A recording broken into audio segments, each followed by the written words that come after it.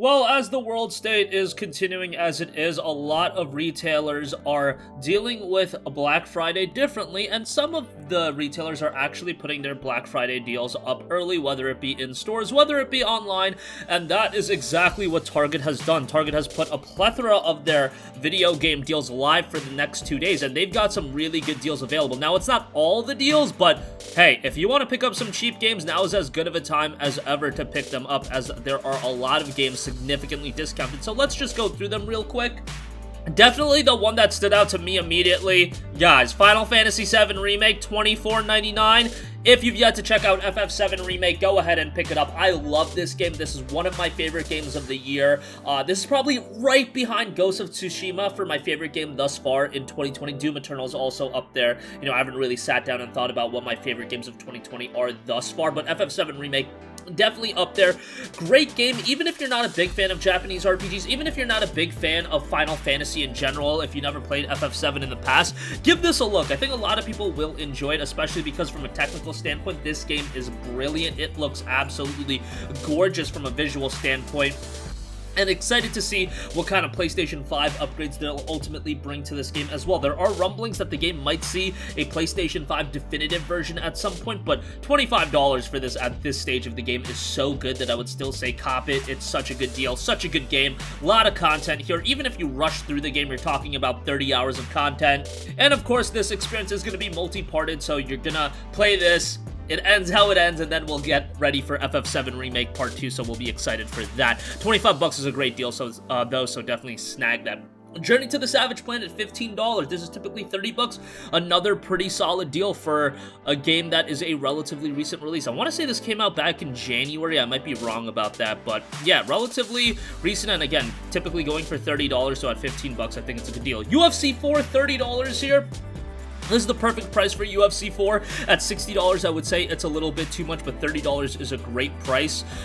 You know, if you played UFC 1 to 3, these games aren't revolutionizing the wheel in any way. I definitely wouldn't say the UFC games are one where you buy every iteration. Really, with sports games in general, I would say, me personally speaking, if you're into the sports franchise and you're into those video games, buy them every, you know, third or fourth iteration. So if you bought UFC 1, maybe it's a good time to buy UFC 4, as you'll probably get a kick out of UFC 4.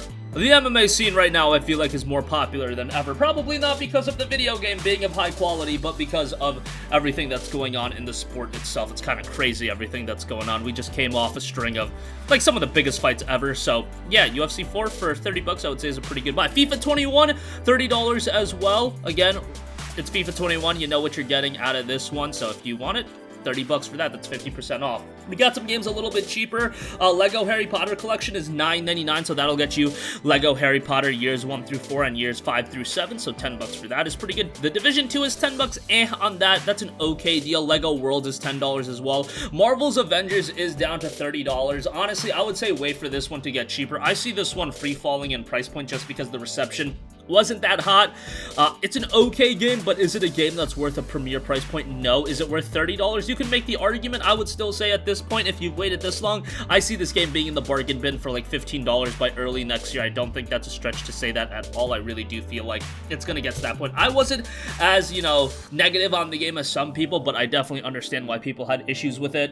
But hopefully it continues to grow as an experience and gets better and better. Star Wars Jedi Fallen Order is $24.99. Bear in mind that this is going to be added to EA Play very soon, so if you do have a subscription to that, you'll be able to play Jedi Fallen Order that way. Otherwise, if you want the game itself, I thought Jedi Fallen Order was pretty good. I played through the game twice.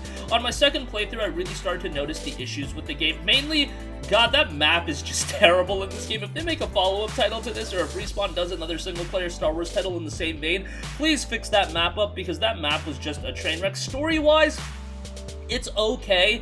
I wish we got a Star Wars game more reminiscent of something like Force Unleashed, where the handcuffs completely come off and you are just like a badass, just slicing and dicing, whatever you want to do. Jedi Fallen Order has a good story, it's just a different style. I like the game. I would say, Respawn did a pretty good job with it. Is it the best Star Wars game I've ever played? No, but is it pretty good? Yeah, $25 for it is pretty good. Kingdom Hearts 3 is down to $10. You know, I hope they make a complete collection with the Remind DLC at some point, which, yes, I know the DLC isn't very good, but you know what? I would still like to see that. However, $10 for the base game is pretty good, so check that out if you have yet to. It's definitely, in my opinion, the weakest of the mainline Kingdom Hearts titles. Is it bad? No, but the story is just becoming a mess in Kingdom Hearts. And was it ever really not a mess? Maybe you can make the argument that it was always a mess, but I think Kingdom Hearts 3 really escalates in the terms of how big of a mess it is. Destroy All Humans is down to $14.99. Pretty good deal on this. Typically 40 bucks. This came out earlier this year. If you know Destroy All Humans and you played it back on the PS2, this is literally just a remade version with better visuals. A lot better visuals, mind you, but $15 for it is quite good. I thought $40 might have been a little bit pricey, but if you're nostalgic with Destroy All Humans for 15 bucks, I think it's a great buy. Or if you just want a quality action title that doesn't take itself too seriously, $15 for this one is pretty good. Mortal Kombat 11 down to $15 as well. Would say that this is a pretty good buy. I thought MK11 was a solid fighting game, had some issues at launch.